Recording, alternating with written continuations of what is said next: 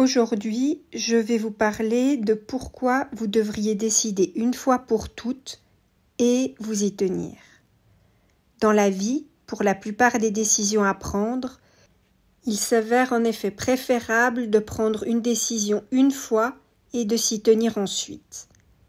Un des plus grands défis pour les gens qui réfléchissent trop, c'est qu'ils prennent une décision, mais qu'ensuite ils ne sont pas tranquilles avec leur décision, avec leur choix, et qu'ils ont tendance à la repenser sans cesse. Cette attitude, elle est pourtant contre-productive, parce qu'elle donne lieu à un sentiment de frustration, diminue aussi la confiance en soi et en ses propres décisions. Ça vous empêche d'agir. Pourquoi tant de gens ont-ils si peur de faire le mauvais choix ?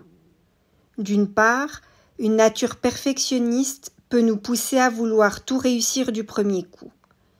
Et on pense souvent à tort qu'avec une planification suffisante, on peut éliminer tout risque. On cherche le risque zéro, qui est difficilement implémentable dans la vie. Une autre raison, c'est l'habitude. L'être humain a en effet tendance à méditer et à ruminer lorsqu'il n'est pas occupé à autre chose. L'esprit humain a tout naturellement tendance à retourner le même problème dans tous les angles possibles et imaginables. Ce qui est sûrement des fois dans certaines situations une bonne chose, mais pour la plupart des décisions de la vie, il est préférable de décider une fois pour toutes et de s'y tenir.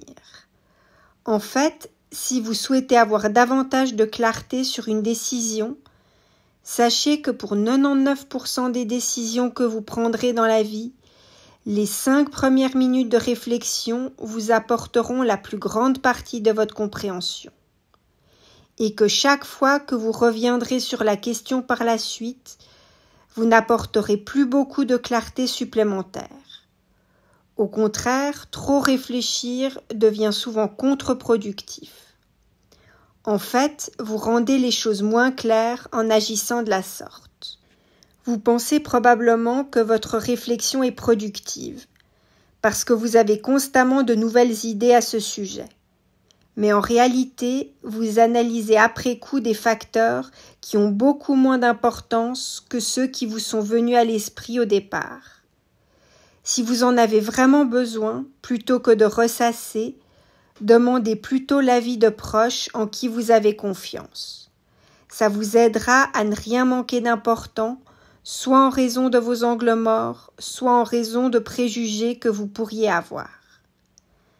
Après avoir fait ces vérifications préalables, prenez une décision et ne revenez pas dessus. La clé pour réussir à prendre une décision unique, c'est de ne pas revenir sur la question ou sur le problème avant d'avoir réellement progressé dans votre cheminement et d'avoir accueilli des retours concrets et pertinents. Seulement ceux-ci devraient vous inciter à ajuster votre stratégie. En conclusion, ne revenez pas sur votre décision tant que vous n'avez pas de nouvelles sources d'informations pertinentes à analyser. À ce stade, vous aurez déjà une certaine dynamique et votre nouvelle analyse ne sera pas une simple remise en question liée à vos doutes, à vos peurs ou à un manque de confiance en vous.